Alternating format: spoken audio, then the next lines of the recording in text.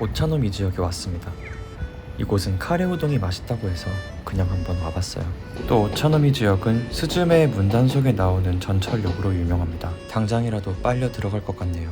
그렇게 웨이팅 시간을 피해 정처 없이 걷다가 도착한 카레 우동집. 일단 가게에 할아버지 할머니가 많다면 그것은 맛집이라는 증거입니다. 에비텐 카레 우동을 시켰습니다. 겉보긴 이래도 정말 맛있습니다.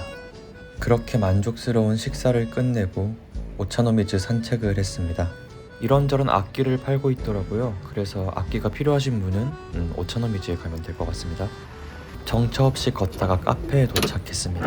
카페 문을 열어보니 굉장히 앤틱한 인테리어와 정적인 분위기가 저를 맞이했습니다. 2층으로 걸어 올라가는데 이거 마치 지브리에 있는 카페에 온 느낌? 2층에서 내려다본 계단의 모습은 이렇습니다.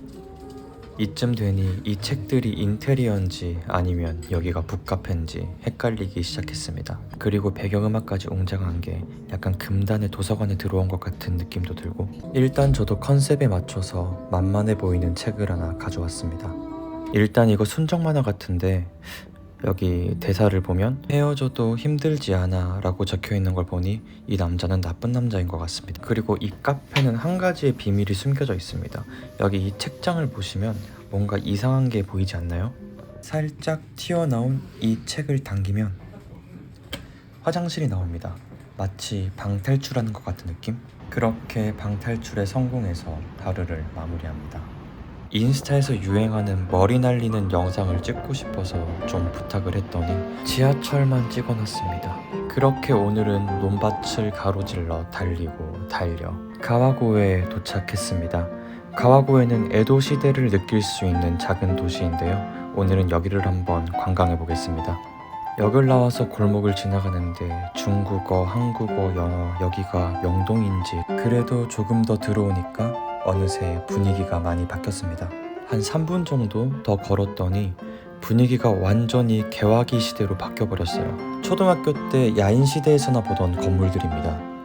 야인들의 뜨거운 심장이 여기까지 느껴집니다. 그리고 일본 시대극에서나 보던 이런 건축 양식을 보니까 세트장에 온 것 같은 기분이 들었고, 저기 있는 기모노 시스터즈가 그 분위기를 살려주었습니다. 또 일본은 어린이날이라 이렇게 코이노보리가 걸려있는데요. 이것 때문에 분위기가 한층 더 살아난 느낌이었습니다. 여기는 줄이 왜 이렇게 기나 해서 봤더니 팥빙수 집이더라고요.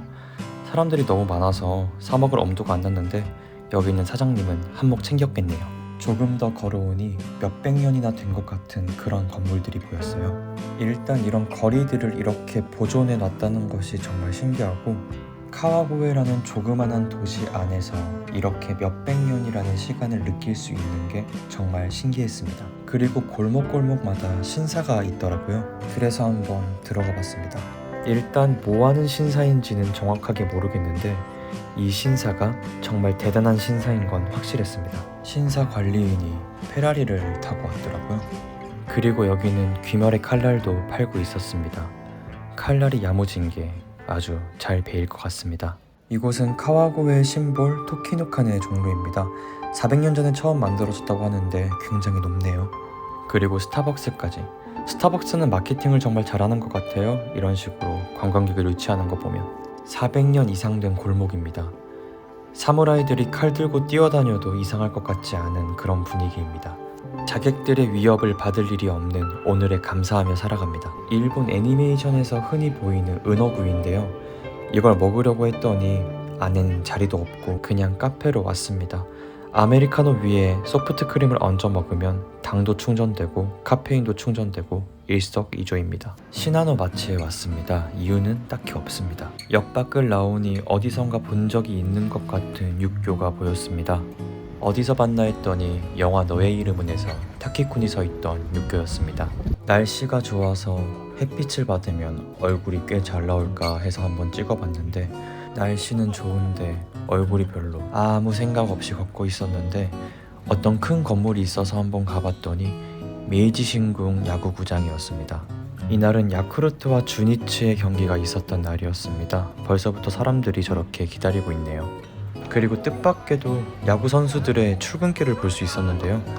버스에서 다 같이 내려서 우르르르 들어오는 것이 아니라 무슨 아이돌들 뮤직뱅크 출근길처럼 한 명 한 명 저렇게 들어오는 모습이 정말 인상 깊었습니다. 그렇게 한바탕 야구 선수들의 출근길을 봤더니 당이 땡겨서 파르페를 먹으러 왔습니다. 저 파르페는 한화로 약 2만 원 정도 하는 파르페인데요. 돈값을 하는지는 잘 모르겠습니다.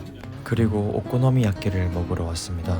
MSG 절대 필요 없다는 저 문구에서 자신감이 느껴졌습니다. 게다가 큰 목소리로 대화하지 말라고 합니다.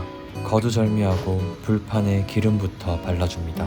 종갓집 최씨 집안 장남답게 불판 위에 반죽을 아주 야무지게 올려줍니다. 그간 전으로 학습했던 것들이 이제서야 빛을 발하는 순간입니다. 반죽이 타지 않게 잘 뒤집어줘야 되는데요. 제 인생도 잘 뒤집어져서 억만장자의 삶을 살 수 있었으면 좋겠습니다. 소스를 바르면서 사람들이 왜 화장을 하는지 느꼈습니다. 메이크업이 끝난 후 아주 먹기 좋은 비주얼로 변한 오코노미야끼입니다. 야끼소바까지 추가로 주문했습니다. 이번에도 타지 않게 이리저리 잘 뒤집어줍니다.